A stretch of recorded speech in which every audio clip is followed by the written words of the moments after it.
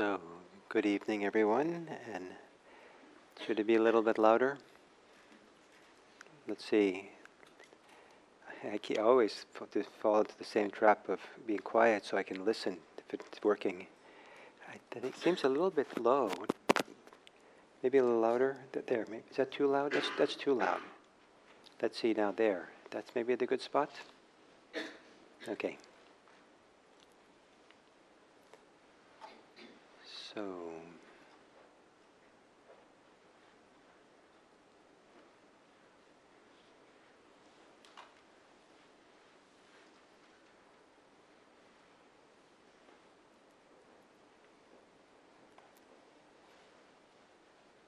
There is 1 week in October, which some of the Buddhist world treats as Earth Care Week. It's not enough to have an Earth Day, but to have a week that we focus a little bit on Earth Care. And so this is the week. And so when that happens, I like to try to give some talks on this topic of Earth Care. And as I was thinking about it today, I was thinking about what if the Earth was the size of a beach ball,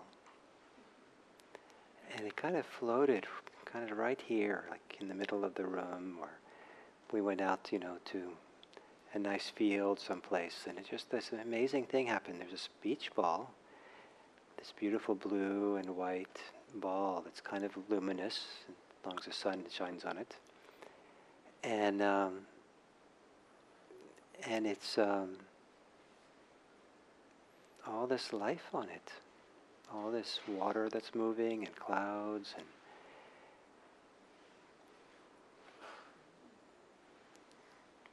so you see the forests, you see the snow-capped mountains, you see the oceans, and lakes, and maybe if you get really close, I don't know how much you could see, but it's like, this. If you look out into space beyond it, there's nothing like it for many, many light years around. And if that beautiful pearl-like beach ball was hovering there with all the people on it and animals and plants and everything, I think we would treat it as a miracle. We treat it as something profound and wonderful and very meaningful, something that we want to protect, something we want to care for. And then we might remember that we live on that planet. That's ours. And it's our home. And more than our home, it's, in a sense, you can say we're in that beach ball. But we are, in a sense, we are the earth.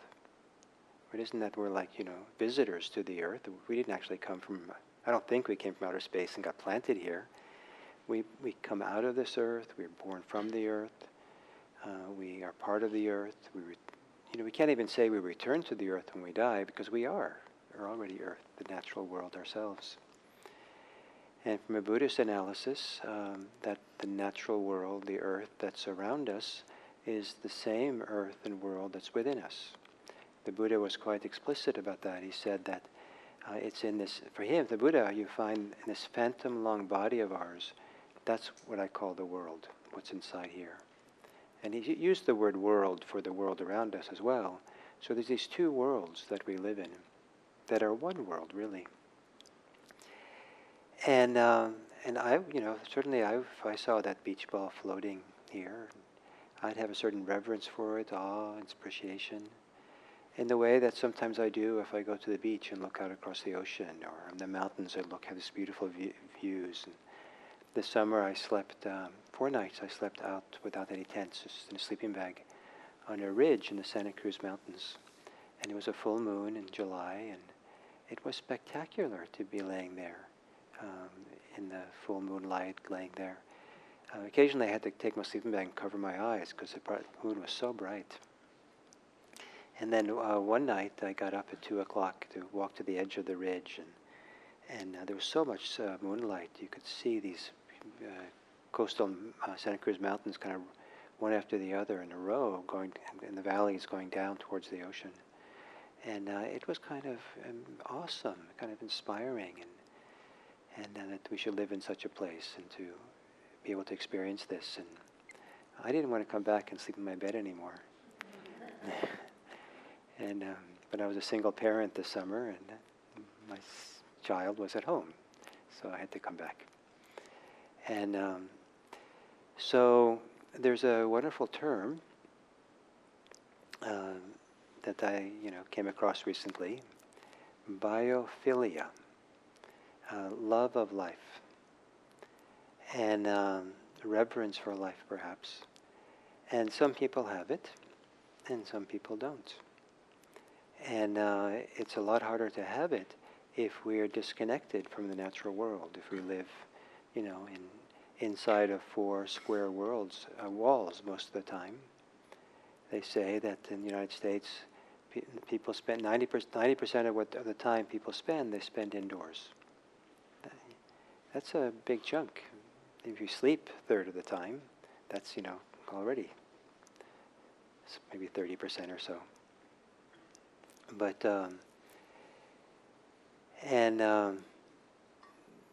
but if we can spend some time outdoors, and California has a lot of beautiful nature, just locally right here, spend that time outdoors in it, and a very different relationship to the world happens than if we spend our whole day indoors inside of walls, on screens. And even if indoors we love nature, love the world, love the earth, and have reverence for it in the abstract, at least for me, there's a whole different experience that happens when I'm actually just walking in some of the local preserves right there in the hills here. And I do feel a kind of reverence for it, care for it. We have in the local park here, Edgewood, there's a lot of deer. I don't know exactly the ecology of deer and how good the deer are for the park, and they seem to be growing in number.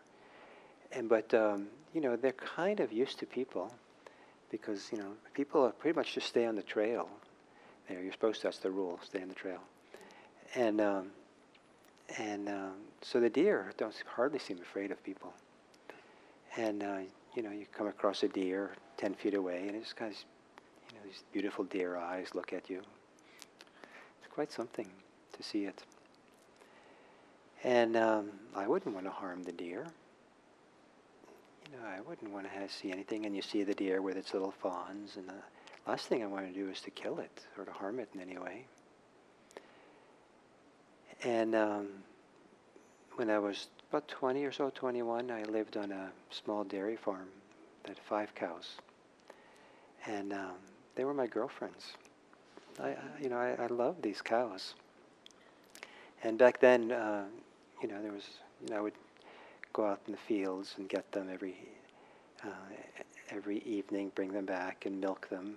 They'd stay indoors for the night, and then send them out in the morning and milk them twice a day. We'd get up early in the dark and milk them. And there was a real sense of connection to it. One of the great experiences at that time in my life was being present for the birth of one of the calves, and to watch the calf come out. I'd never seen a birth before, and I don't know if this is standard in cows, but it came out with its feet the front feet first, and the head kind of all together, kind of poking out. But there was this sheath around it, a bag or something. I can't tell you what it was. I don't know the biology of it, physiology of it, but a sheath around it, and it was kind of transparent, and you could see the eyes through it, and the eyes were were closed. And as far as I could tell, you couldn't tell there was a living animal there. And then I guess it had these little hoofs, right? So at some point, it pushing, and it broke that sack, broke whatever that film was, and so it suddenly got ripped open, and revealed the head, and then the eyes opened. It just came alive. It was alive before, but there was something about those eyes opening up, and most of the calf was still inside the mother. And it was quite remarkable to see. I wouldn't want to kill the cow. I wouldn't want to kill the calf. I would have nothing to do with that at all. And many years ago, when I was thinking about vegetarianism, and I've been a vegetarian pretty much my whole adult life, but one of the little tests that I had around it was, um, um, would I eat a chicken or a cow or a pig or something if I was the one who had to go kill it? And I said, no, I couldn't kill it. I wouldn't be able to. And so if I can't kill it, do I want to eat those animals? Let someone else do the killing? And how often are we disconnected from what goes on with animals? There's kind of a feelinglessness about the living being that we're, involved in if we're eating it. And the way that animals are treated in the United States. It's one thing for us to have 5 cows on this beautiful dairy farm in the fjords of Norway. It was spectacularly beautiful, but to, factory farming, and the way these chickens are all herded together and mass murdered, it's quite something.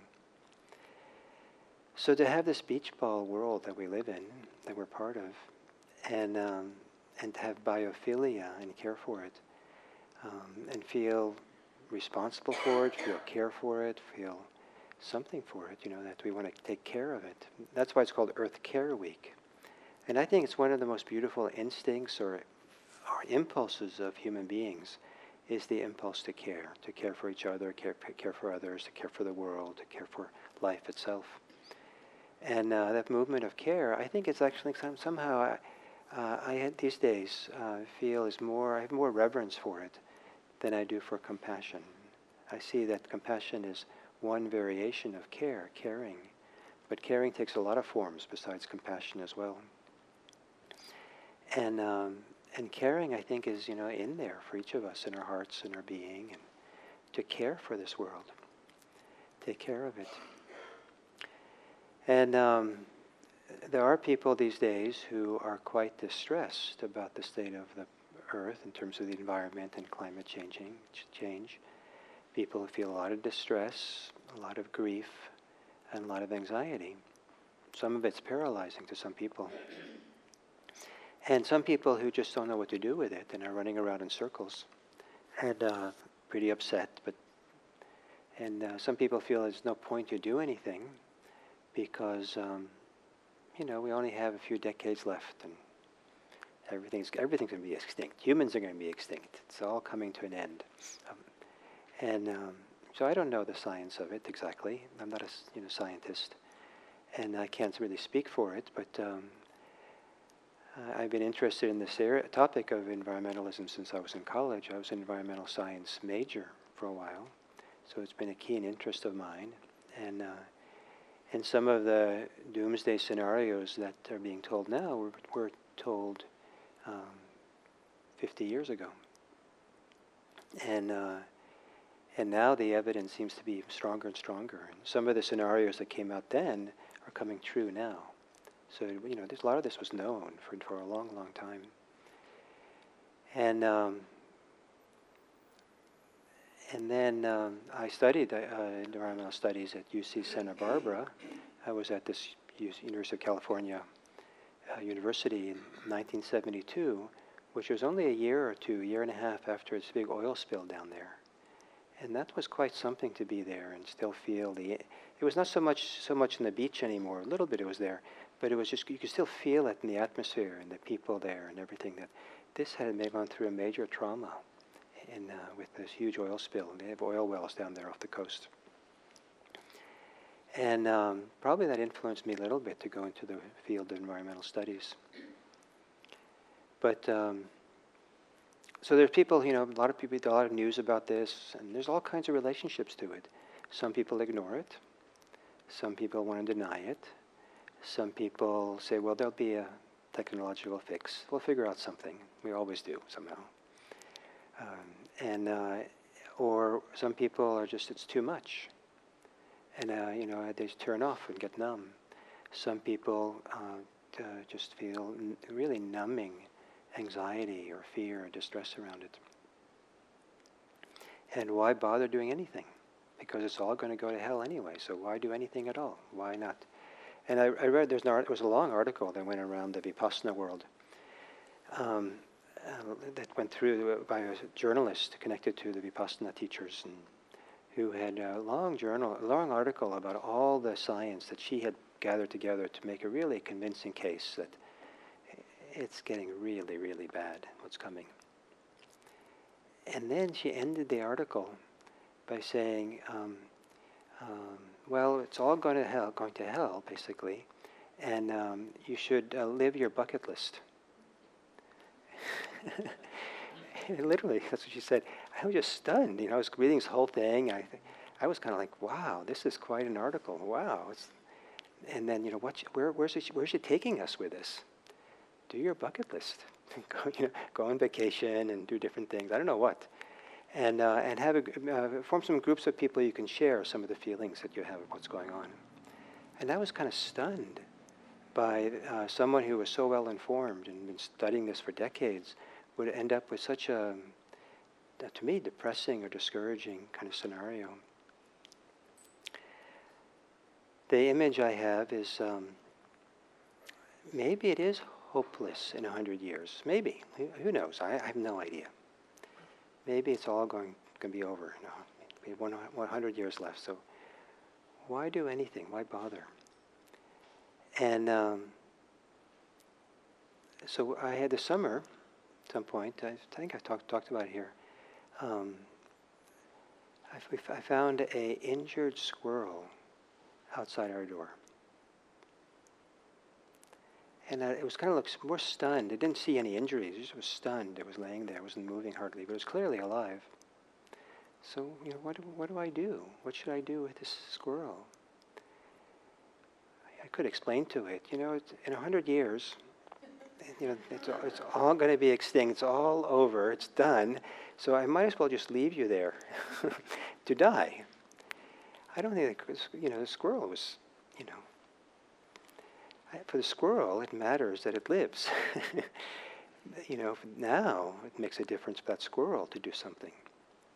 And so what I figured, I didn't know how this worked, but I figured out the SPCA has a whole wildlife department, specifically to care for wildlife like this. And they said, put a cardboard box over it and it will come out. And this amazingly compassionate young man came out. And he was so tender and careful. By the time he came out, the squirrel had much more revived and was able to move a little bit. And he was just so tender and careful and packed it all up nicely and said, what are you going to do with it? And he said, oh, when it's injured like this, we don't know what happened to it, but there's a chance it's gotten, some kind of injury, maybe infected. So we'll take it back for 2 weeks, give it antibiotics, and then we'll release it somewhat close to where we pick it up. I said, wow, that's nice, I thought. So that the contrast between giving up, because in 100 years something's going to happen, and that little squirrel.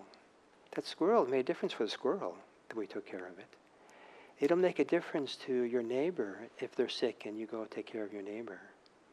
It'll make a difference to the poor communities of Central California if the Bay Area can figure out how to create less smog that gets carried down into the Central Valley.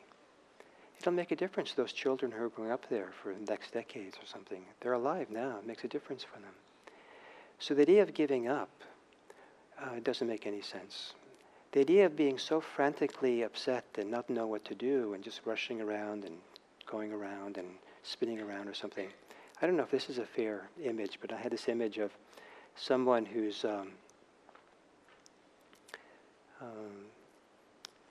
maybe it's a poor mix of metaphors, but waiting for at the train station for a train to come. It always comes at 4 o'clock. And this person's there half an hour early, and the person's kind of pacing around the train station, completely anxious and nervous about the train. Is it coming, and when's it coming? And just kind of like making everyone on the train station nervous by all this person's nervousness. When they're, why? Why be so nervous about a train is coming anyway? Why not to do something? And the image included, and another person comes, and the person comes and sits on a bench and is so calm and so tranquil that the person affects everyone around them, and everyone calms down. and changes their lives. I thought of that little story because I was told the story today of a Zen master that I studied with in Japan in the 1980s. Now he's 80. And I had never heard the story about how he got started in his Zen training. He had grown up in in a Japanese Buddhist temple. His father was a temple priest, Buddhist priest. But he rejected it, had no interest whatever in it, and didn't have any respect for it at all. And he was, I don't know how young he was, young, but I don't know what that means, teenager or early 20s. And he got onto a bus station. There was a lot of people crowded, and all these people were crowded into this bus. And he kind of had to make it all the way to the back of the bus to get a seat. In the back of this bus was an old Buddhist monk sitting there, and he was reading a book. And the Buddhist monk was had a radiance of tranquility and luminosity and peacefulness that he'd never seen in anyone. And it was in such contrast to the people in everybody else on the bus, who seemed all kind of I don't know what they were like, but they were not that way. So when this he was a Buddhist priest and monk. When the old monk got off the bus, this young guy got off the bus and followed him back to the monk's temple. And when the monk went into his temple, to the temple gate, he didn't go in. But later he came to join him and became his student, and now is one of the great Zen masters in Japan. And so what does the world need at this time? What does the planet need? I think it needs what it's needed for hundreds and thousands of years. It needs people who know how to find that peace, who can represent that kind of care. It needs people who can care for each other, care for the planet. Even if the world wasn't going to hell in 100 years, it still needs us to care for it, care for each other, to care for this world with care, respect, have reverence for it, and to be able to, and to have representatives of people who know how to be at peace, know how to be tranquil, know how to inspire people in a whole different way of living, so that it's kind of like we all can share living in this world as if we're, on the ridge in Santa Cruz Mountain on a full moon night, and looking down across the rolling mountains going down and seeing the pristine elegance or beauty or reverence of that scene. So here's an example. It's a Zen story of what it might look like in this very small kind of way that represents something much bigger. Well, what it would look like to live in a different way that maybe the planet needs us to do these days. There is two Zen monks were traveling, and they were visiting a monastery. They were going to check out a famous abbot, maybe to be his student or study there for a while. And they were kind of on the road going up towards the monastery, and next to the road was a creek that came down from the monastery. And as they were walking past this creek, they saw a single lettuce leaf floating down the river, on the creek. And it clearly had come from the monastery. And clearly it was an edible lettuce leaf. And the two monks looked at each other. This is not the place where we should go study. If they're that careless with their resources, they should not do this. This Zen teacher, I'm going to come back to the rest of the story, but this Zen teacher that I studied with in Japan, who I told you about, that followed the guy home, now one of the great Zen teachers in Japan. I was in his monastery, and I was in the kitchen one day, and we were, I don't know how many, 4 or 5 of us were cleaning up after a meal. And he came through the kitchen, and he looked into the sink where the pots had been cleaned. And in the little drain were 3 or so strands of udon noodles. And he said, he kind of like showed his displeasure that that's where they were. We can't waste anything, he said. And he reached down and pulled up the noodles and ate them. And that's caring for the world in a certain way, not letting anything be wasted. So then, so the story of these two monks in the lettuce leaf, we can't go, we're not going to go to that monastery. If they're that careless in that monastery and don't care, they let the lettuce kind of, be wasted that way and get away. So that's not for us. But then they saw us, another monk from the monastery was running down the creek and came down and ran after the lettuce leaf and picked it up to bring it back up to the monastery. They said, oh, this is the place where we should study. So I love that story, that somehow the care of the resources, care of this world of ours, not wasting anything, revering everything is actually one of the great values that we have. And nowadays there's a lot of ecological arguments for not wasting the resources. Consumerism is a dangerous ism that doesn't do much good for our planet and doesn't do much good for the people who have bought into the consumer religion, the consumerists. Maybe none of you are consumerists. You just occasionally buy things. But the whole message of the religion of consumerism is a message of selfishness. It's a message of desires and greed, and a message of ignorance and not paying attention to what's going on. And Buddhism really is here to teach us the opposite. It teaches us to be selfless. It teaches us to have a few desires, not be caught up in the world of desires. And it teaches us to be harmless, not to cause harm. Are those values important in this world of ours? How important are they? Is this something we want to train to do? Or this is a way to become the kind of people who can care for that beach ball that's floating there and hold it up and care for it with reverence and care? What is your equivalent of a lettuce leaf that you or udon noodles that you just kind of like, that doesn't really matter, just you just let it drift off and throw it away and not care for it?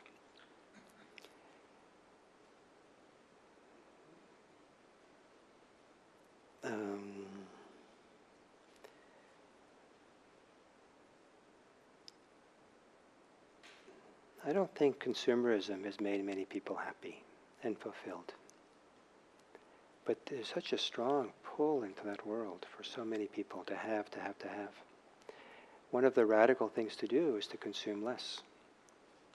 But I think that's what's really needed as well. I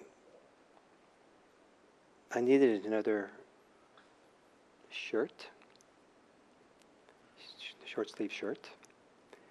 And so the way to consume less and to have less of an impact is to go and buy used clothes. And this shirt here was bought at a second-hand store. I'm very happy with it. Doesn't it look okay for a Dharma teacher to wear this? I think I did well. $7. That's pretty cheap. How much do you think I saved? How much does a shirt like this normally cost, do you think? I don't really know. I'm not really a consumer. What? I don't know. It depends on the brand. You know the brand. Oh. The shirts always $7. It's the brand that could be $20. so it's not much of a savings? I didn't get a good deal? You didn't get the brand. I should have gone. I'm supposed to go after the brand?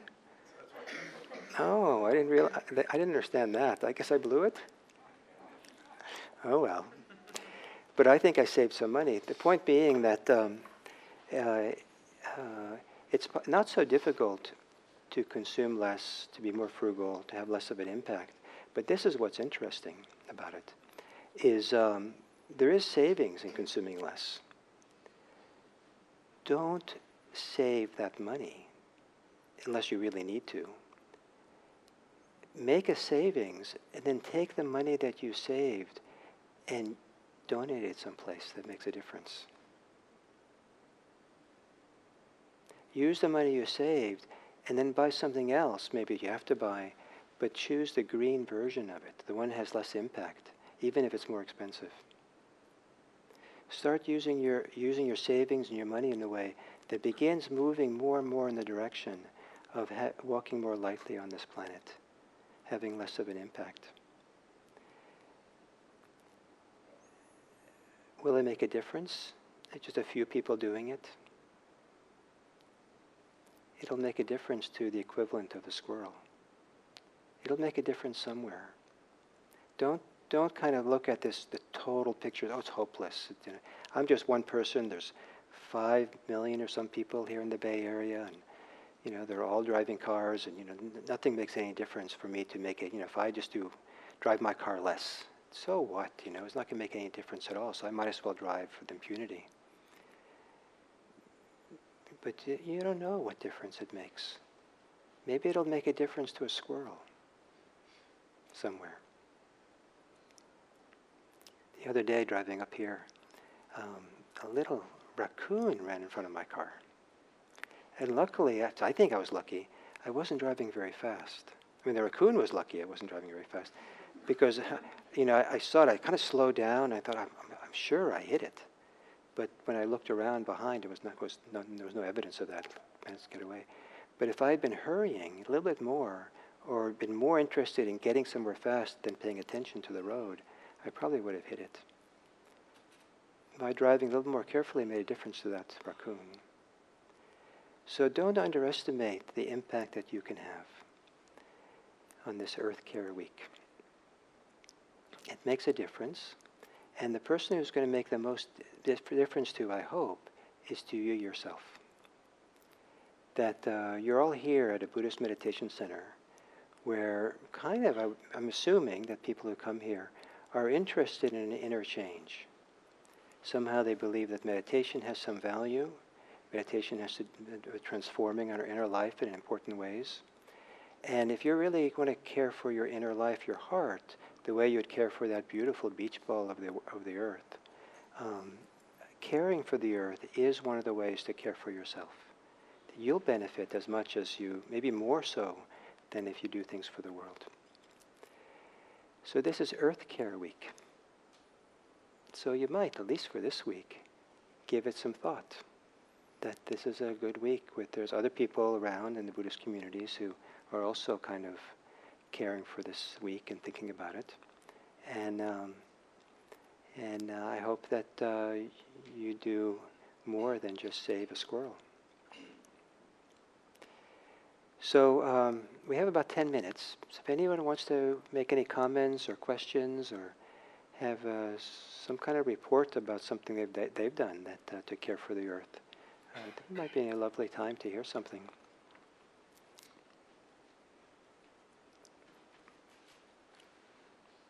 Yes, if you can take, is there a mic by the stage?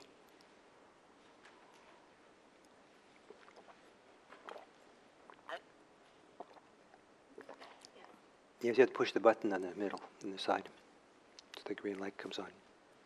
Can you hear me? Yeah. So I've actually started taking on this practice. It might not be on. Is the green light on? Okay, Yeah. it's on So now. hold it like Can this. Okay, yeah. So I just recently started taking on that practice. And I'm line drying my clothes instead of using my dryer. And I ended up maybe spending 5 more minutes by doing that. Since we all live in California, it's pretty convenient to dry our clothes outside. I stopped using paper towels. My husband was like, we need some. And I realized that you can just use rags, right, that we have, and to wipe. And we're so used to using paper towels that, we really don't need it.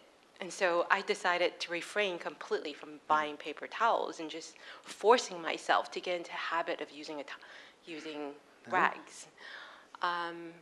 Started not using plastic bags as well, not completely, but to the extent I can. I stopped using plastic bags when I buy vegetables. Like when I go to farmer's market, I would take a plastic bag to fill my vegetables. But instead I would reuse bags. Now I rinse them, I reuse them.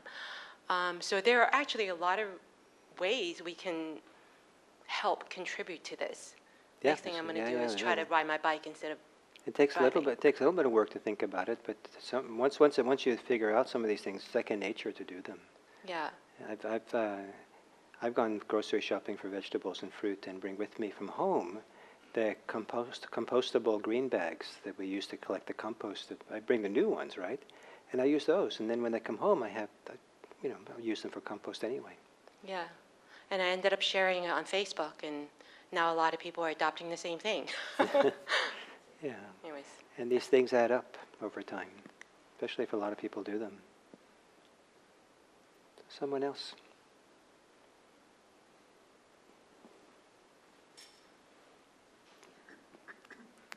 Thank you. I've become more conscious of washing clothes and the fact that I don't have to always wash something because I wore it one time. I wear it more than one time. So if you don't want to sit near me, that's okay.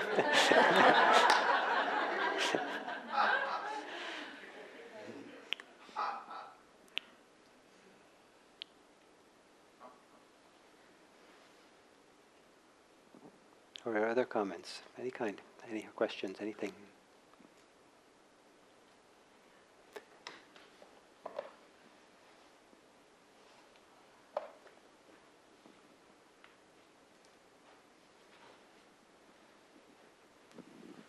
I've been trying to raise consciousness at my office with recycling. People just aren't doing it at all. And I met with a lot of hostility, so I wanted to ask if anybody had any suggestions about what to do about the reactions.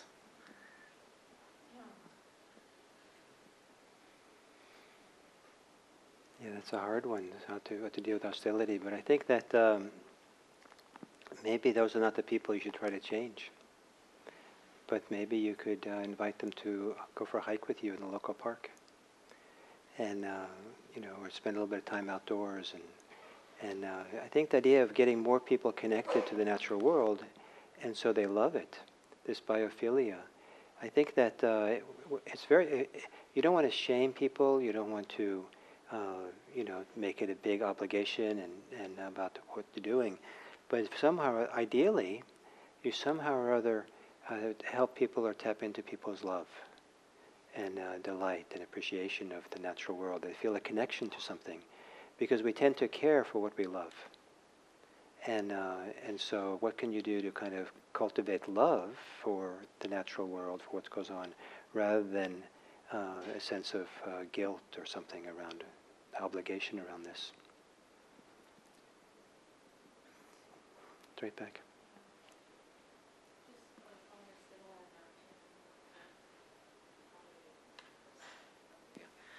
On a similar note, I work in a flower shop, and it's me and my boss, and she, when we're processing the flowers, will just dump like plastic and rubber bands into the compost bin, and it's driving me insane.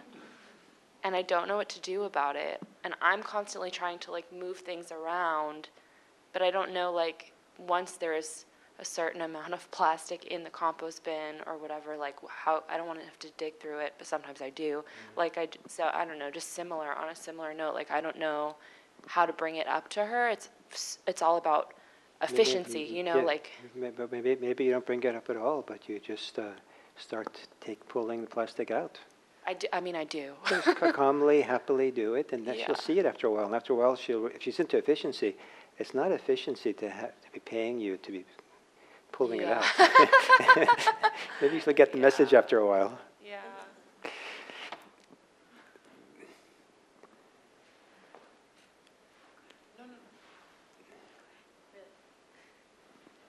Okay. So I'm pretty new to Buddhism, so forgive the ignorant question, but I'm trying to get educated, and I took a class the other day, and a Tibetan nun told me that there is no oneness in Buddhism. Like, that's just not a concept. And it was in the context of the Heart Sutra and emptiness and stuff. And